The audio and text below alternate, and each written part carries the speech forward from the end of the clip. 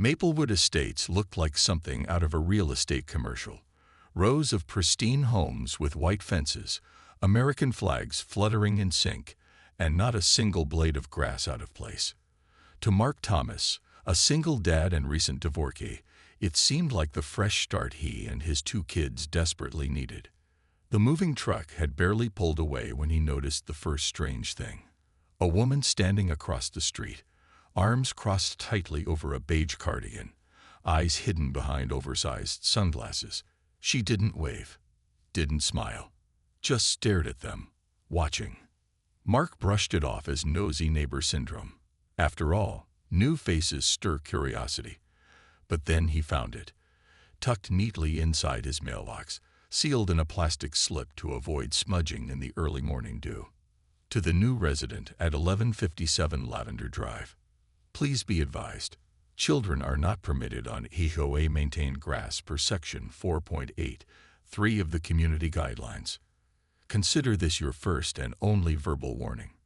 Karen, HOA Enforcement Committee. No letterhead, no contact number, just Karen. Mark frowned. His kids hadn't even been near the lawn. They were still inside, setting up their rooms. He stuffed the letter into the junk drawer and tried to focus on the new beginning. He didn't want to stir the pot. Not yet. The next morning, Mark walked his two kids, Ellie, 7, and Jacob, 10, to the neighborhood bus stop at the corner. A few other parents stood nearby chatting. The sane woman from yesterday stood off to the side, arms still crossed, eyes locked on Ellie's sneakers as they barely touched the edge of the grass. When the bus rolled up, she stepped forward suddenly and snapped a photo, flash and all. "What the hell?" Mark muttered, instinctively pulling Ellie back. The woman didn't say a word. She lowered her phone, scribbled something into a small leather-bound notebook, and walked away like it was routine. Mark looked around, expecting some kind of reaction from the other parents, but they just offered polite smiles, avoiding eye contact. That night, as Mark reviewed his camera feed, he had a motion-activated cam over the garage. He caught something eerie. At exactly 9:17 p.m., the same woman's car crawled down the street, slowed in front of his house, paused, then slowly continued on. No headlights, just the soft hum of an engine in the dark. He didn't know her name. Didn't even know if she was really part of the HOA. But she had an aura, the type that made your skin crawl, like someone who smiles in church while plotting war in her head. The next morning, a new envelope appeared. No stamp, no return address. Inside, a blurry photo of Ellie waiting at the bus stop. On the back, scribbled in red ink. She was on the grass again. Mark felt his stomach drop. This wasn't just a nosy neighbor. This was something else. Something wrong. The next morning, Mark woke up earlier than usual. He hadn't slept much. That photo, the one of Ellie, kept replaying in his mind. The red ink, the tone, the timing. Someone had walked up to his house in the middle of the night and left it right at the door. Mark wasn't paranoid by nature, but something about this neighborhood didn't sit right. Maplewood Estates had all the appearances of suburban bliss, but the undercurrent was tight, too tight. Like everyone was playing along in a well-rehearsed performance, afraid to break character. He parked himself near the window with his coffee that morning, pretending to scroll through emails while keeping an eye on the sidewalk. Sure enough, at 7:18 a.m. sharp, she appeared again. Karen. Same beige cardigan, same dark sunglasses, same expressionless face. Ellie and Jacob walked out, backpacks bouncing. They were laughing about something, giggling like kids do, and Ellie, unaware of any invisible boundaries, stepped just one sneaker off the sidewalk onto the edge of the grass. Karen's head turned immediately. Mark couldn't hear her words, but he didn't need to. Her mouth moved fast, sharp, like bullets being fired. Ellie froze. Jacob stepped in front of his sister protectively. Mark was out the door before he realized he'd even moved. "Hey," he called, jogging toward them. Karen turned slowly, smiling, thin-lipped and cold. "Good morning, Mr. Thomas," she said flatly, as if she hadn't just confronted two elementary school kids. "Do not speak to my children," Mark said firmly, glancing at his daughter, whose cheeks were now flushed and damp with tears. Karen raised an eyebrow, amused. They were violating HOA landscaping policy. "I'm simply documenting infractions." "Documenting?" Mark echoed, incredulous. "She's 7. She's on private property," Karen snapped, her tone shifting. "You should really familiarize yourself with the handbook." Without another word, she turned and walked away. No rush, no shame. Mark knelt beside Ellie, wiping her cheek with his sleeve. She clung to his arm until the bus pulled up and the doors hissed open. Jacob gave him a brave little nod and led his sister aboard. As the bus drove away, Mark stood alone. Then something caught his eye, on the ground, near the edge of the flowerbed. A small black rectangle. A cell phone. He picked it up, confused. It was unlocked and clearly in recording mode.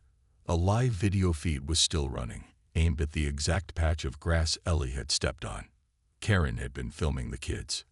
Mark's heart pounded. He turned the phone off and slipped it into his pocket. That night, after putting the kids to bed, he powered it back on. No passcode. The photo gallery was filled with dozens of pictures. Kids at the bus stop. Close-ups of shoes on grass. License plates. Zoomed-in shots of faces. And then, at the end of the gallery, a photo of him, standing in his driveway. Captioned, "Keep watching. He's next." Mark stared at the screen, his thumb frozen mid-scroll. The photo of him was recent, too recent. He recognized the hoodie he was wearing.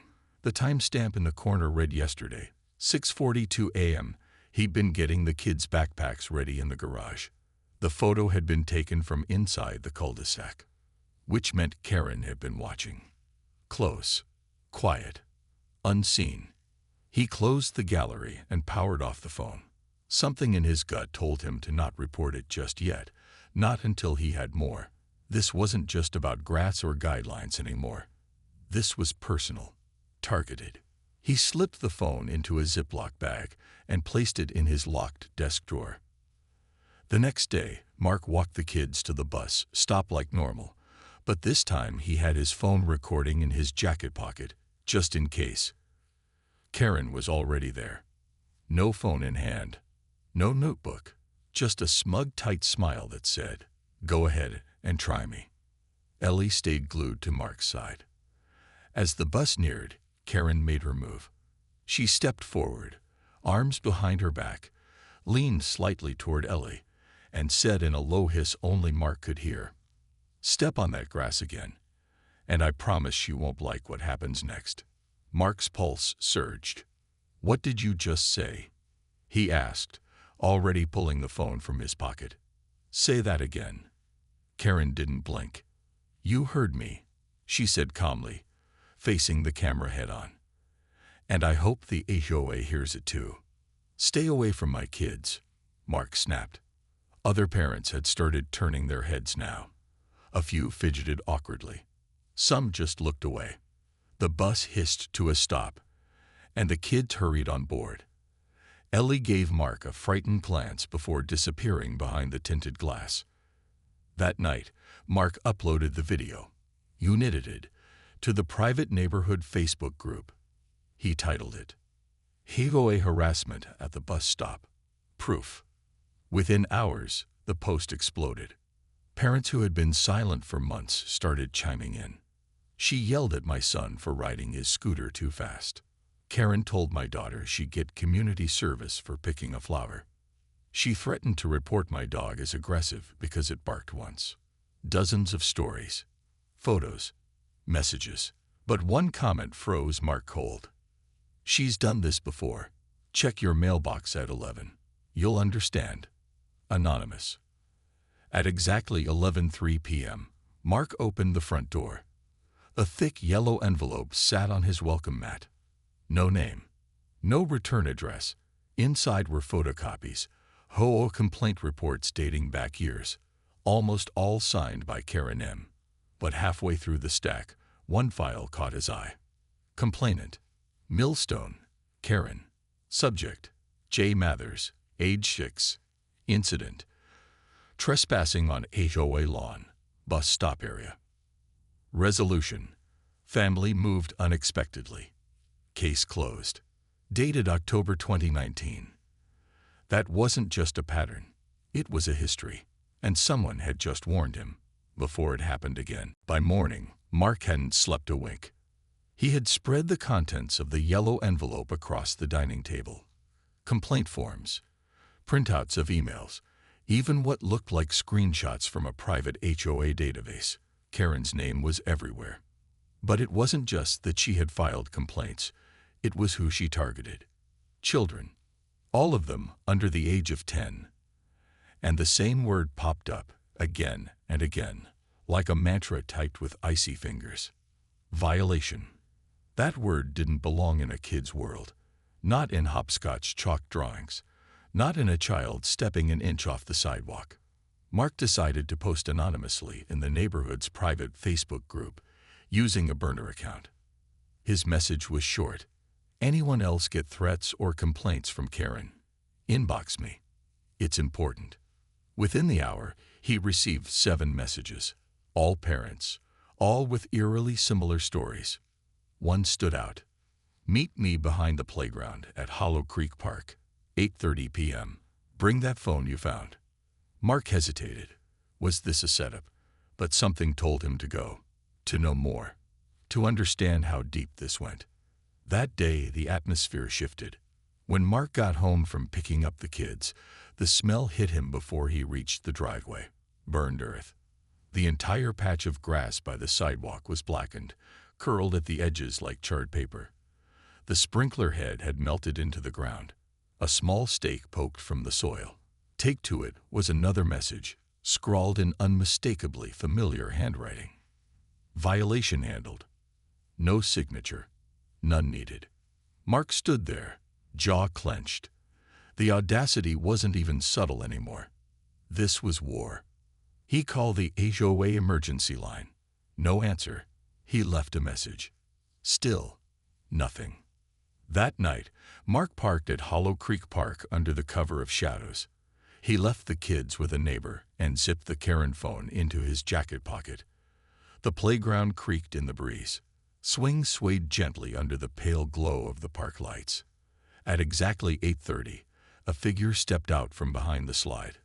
A woman in her late 30s, hoodie pulled low, eyes alert. "You, Mark?" she asked. "Yes," he said slowly. "You're the one who messaged me." She nodded. "Karen's been watching people here for years. I used to be on the HOA board. Until I tried to stop her." Mark narrowed his eyes. "What do you mean?" The woman looked around, lowering her voice. "She uses the HOA as cover. She files complaints, then follows it up with fear. She slashed tires, called CPS on a woman whose toddler wandered off the porch. She keeps files, full dossiers. Your family's probably next." Mark pulled out the phone. "You mean like this?" She blinked, then nodded solemnly. "Oh yeah," she whispered. "That's her master list." A twig snapped behind them. Both froze. From the dark, a shape emerged, leaning against a tree, phone raised, silently recording. Karen. Watching. Smiling. Mark's heart slammed against his ribs like a battering ram.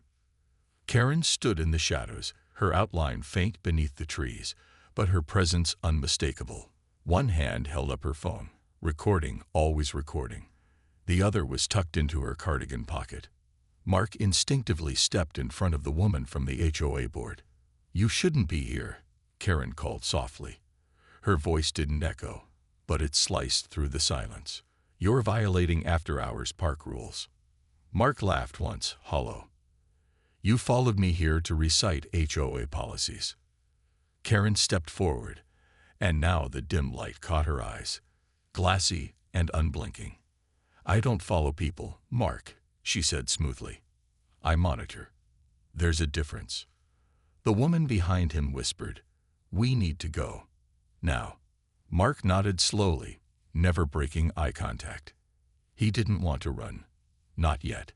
He wanted Karen to know he wasn't afraid anymore.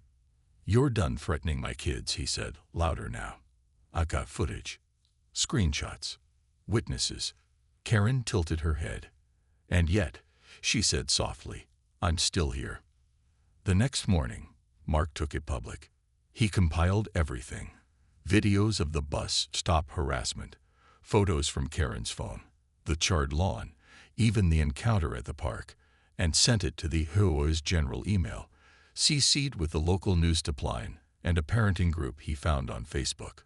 Then he uploaded the confrontation to his own profile, tagging the Maplewood Estates HOA page with one line: "How many kids does she need to threaten before someone steps in?" Within hours, it exploded. Hundreds of shares. Dozens of parents came forward, some from different neighborhoods where Karen had previously lived. Her reputation wasn't new. It just followed her. But the real hit came when one video surfaced that Mark hadn't seen before. Karen, blocking the sidewalk with her car, shouting at a boy on a scooter. "You're on private HOA pavement," she shrieked. "This is criminal trespass. I will press charges." The boy couldn't have been older than 8. That's when it happened. The local news picked it up. By late afternoon, a black and white patrol car rolled through Maplewood Estates. Mark watched from his porch as 2 officers approached Karen's home. She met them on her driveway, arms already flailing, voice raised even before the officers spoke. "I'm on the enforcement committee," she barked. "You're all making a mistake. These people are criminals. Violators." Mark filmed everything from a distance. The officers remained calm, professional. They handcuffed her without resistance. Karen didn't scream. She smiled. That unnerving, tight-lipped smile she always wore when she thought she still held the upper hand. "You'll regret this," she hissed as they put her in the car. "The board will back me. I am the board." And then she was gone. Mark exhaled. Finally, it was over. Or so he thought. That night, he returned home to find a new envelope on his doorstep, official-looking, HOA stamped. He opened it slowly. Notice of fines. Infraction. Unauthorized surveillance of HOA property. Penalty. $500 per recorded incident. His jaw dropped. The HOA wasn't protecting the community. It was protecting her. Mark stood on his porch, the violation notice trembling in his hand. Unauthorized surveillance. They were fining him. After Karen was arrested. He flipped the letter over, looking for a contact name. At the bottom, stamped in cold black ink. Approved by HOA Internal Compliance Board. C. Reinhold, R. Stevens, K. Millstone. His eyes locked on that last name. K. Millstone. Karen. She was still on the board. Even in cuffs. Even in custody. She was the board. Mark stormed inside, slamming the door behind him. He opened his laptop, diving deep into the HOA's bylaws, board listings, property management connections, anything he could find. He cross-referenced names from the documents left in the yellow envelope. And that's when the horrifying truth emerged. Karen wasn't just a board member. She had created the HOA's Internal Compliance Committee herself. The people who sat on it, they didn't exist. They were aliases, shell names, fake signatures on real documents. Karen had built her own fake enforcement arm and used it to punish anyone who stepped out of line. And worse, she had done it before.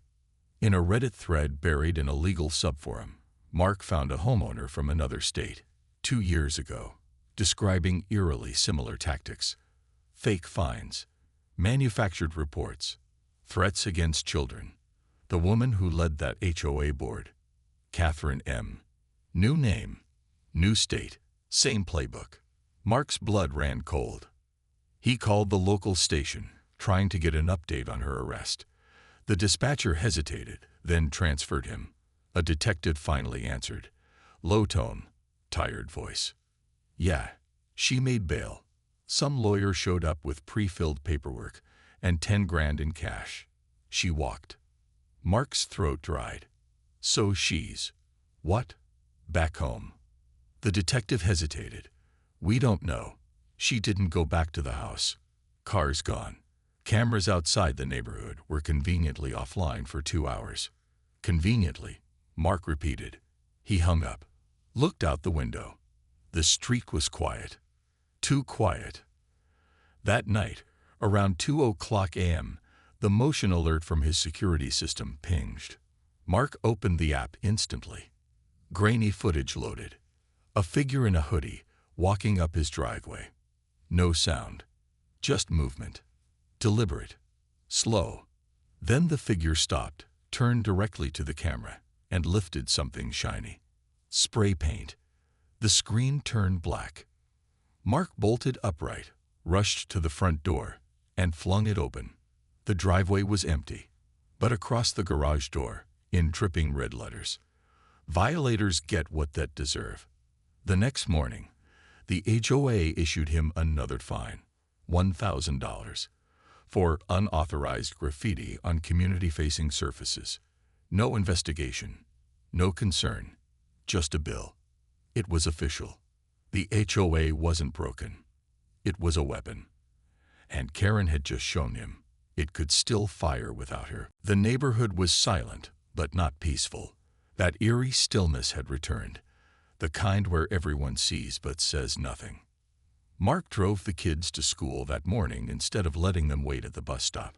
He couldn't shake the feeling that Karen, or someone under her influence, was still watching. Because even with her gone, her presence remained like fingerprints smudged across every part of the neighborhood. The red spray paint was cleaned up, but the HOA still demanded the $1,000 fine. He refused to pay. They doubled it. Each email from the board grew colder, more robotic. Failure to comply. Action will be taken. Escalation procedures. The kind of phrasing that sounded like it came from lawyers, not neighbors. That's when he decided to fight their way, on paper. Mark contacted a local investigative journalist, Kate Sanders, who had a reputation for digging into crooked HOA boards and small-town corruption. Within 48 hours, she was sitting in his living room, reviewing everything. The phone, the photos, the fake board names, the fines, and the late-night threats. When she saw the red graffiti photo, she went completely still. "I've seen this exact phrase before," she said slowly. "Different state. Woman named Karen Millstone got run out of town for harassing families through an HOA. That was 5 years ago. She vanished after that." Mark's mouth went dry. "She doesn't just move," Kate said.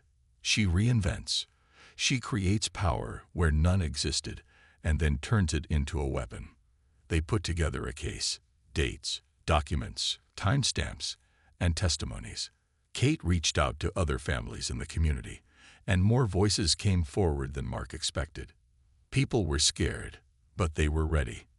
Then, 2 nights later, everything changed. Mark woke to a loud bang on his front door, not a knock. He rushed downstairs, heart thundering. It was Kate. Her face was pale. Her voice was shaking.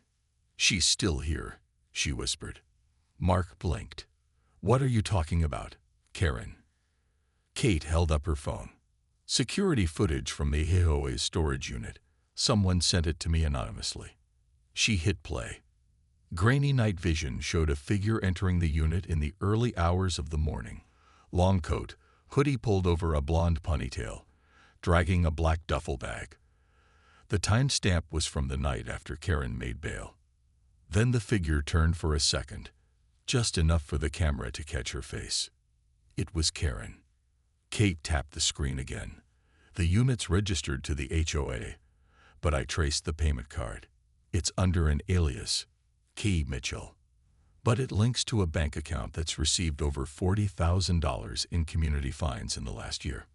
Mark's blood turned to ice. "So she's been laundering it." Kate nodded.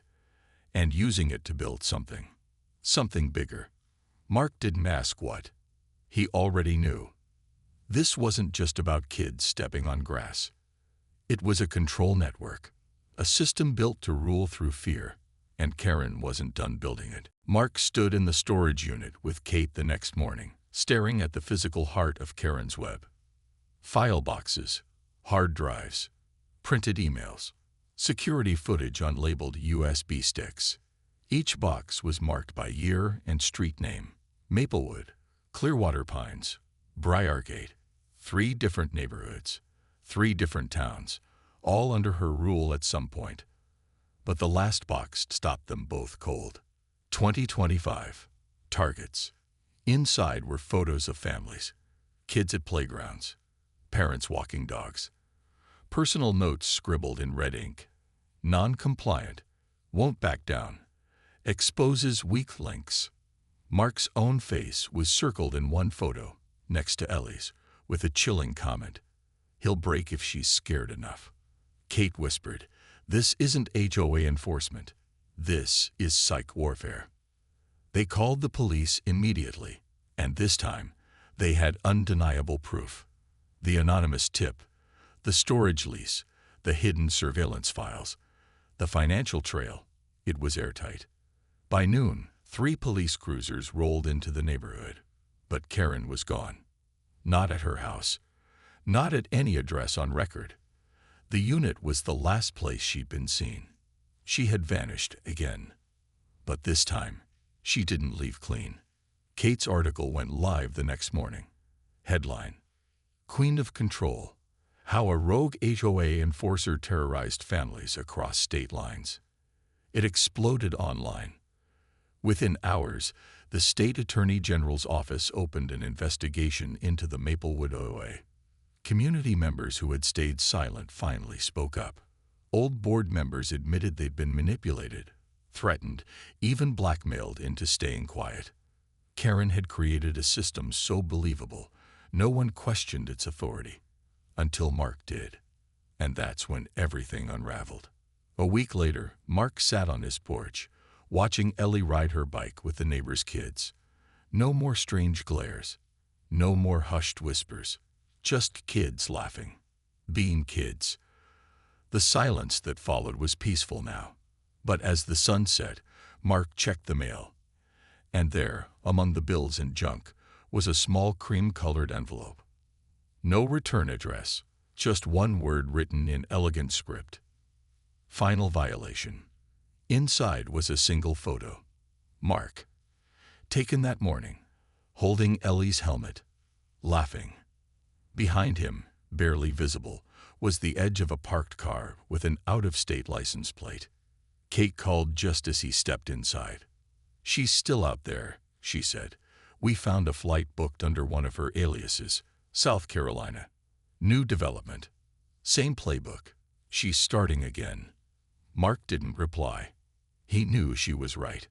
Karen wasn't finished. She never stopped. She just moved.